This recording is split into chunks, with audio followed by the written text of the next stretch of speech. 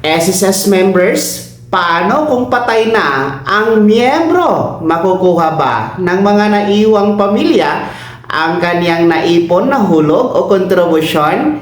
Yan ang katanungan po mula sa ating masugid na taga-subaybay. Atin pong babasahin na. Yan, atin pong takpan ang kanyang pangalan bilang privacy. Ang tanong niya, tanong ko lang po, paano kapag patay na? Patay na po yung may-ari ng SSS. Makukuha pa rin po ba ang kanya naipon sa SSS? Well, yan ang ating lilinawin. Ang kasagutan po dyan, kapag mamatay ang isang SSS member, well, makukuha ba yung kanyang naipon na hulog o contribution?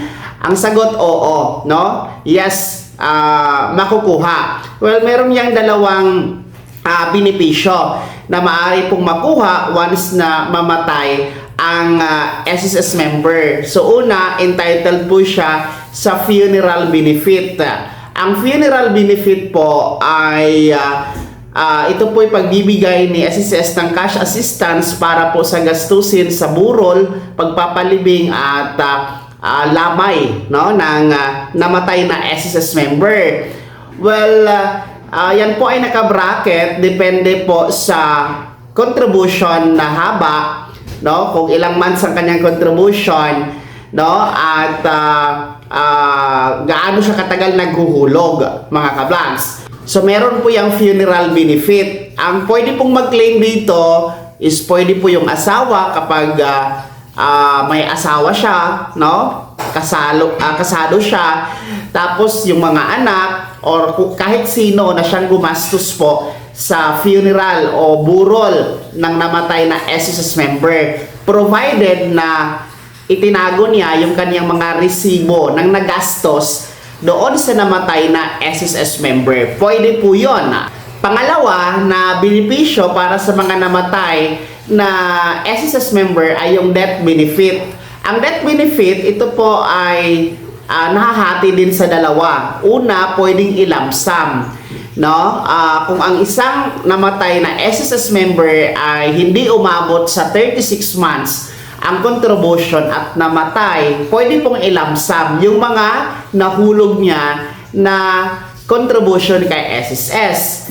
Pero kung umabot naman siya sa 36 months pataas, nahulog, pwede po siyang magkaroon ng pension. Survivor pension ang tawag dyan, mga ka-vlogs, na naglalaro sa pinakamababa na halaga na 2,662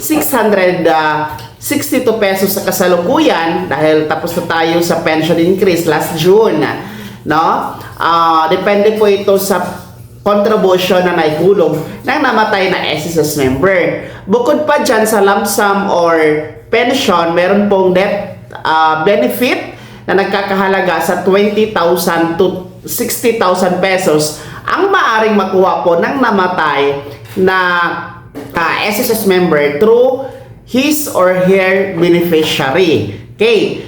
Well, yung 20,000 to 60,000 pesos na death benefit, nakadepende po yan sa kanyang contribution. Kung ilang buwan siya nakahulog, gaano kahaba at gaano kalaki ang hulog.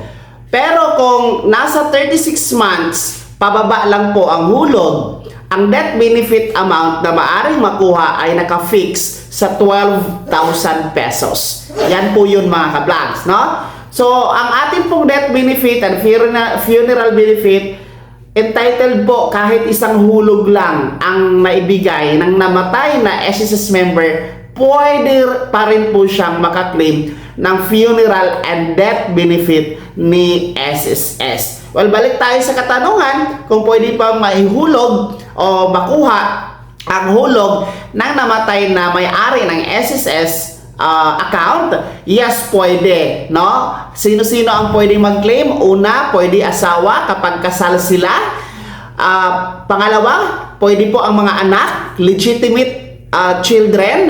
Then, pangatlo, pwede po ang parents or nearest na relatives kung wala pong asawa or anak ang namatay na SSS member. So, kung sino po yung pinakamalapit na kamag-anak ng namatay na SSS member, pwede po mag-claim, no? Punta po kayo sa pinakamalapit na SSS branch sa inyong lugar para alamin ang mga dokumento. Kasi ang documents niyan, natural, kailangan niya ng death certificate.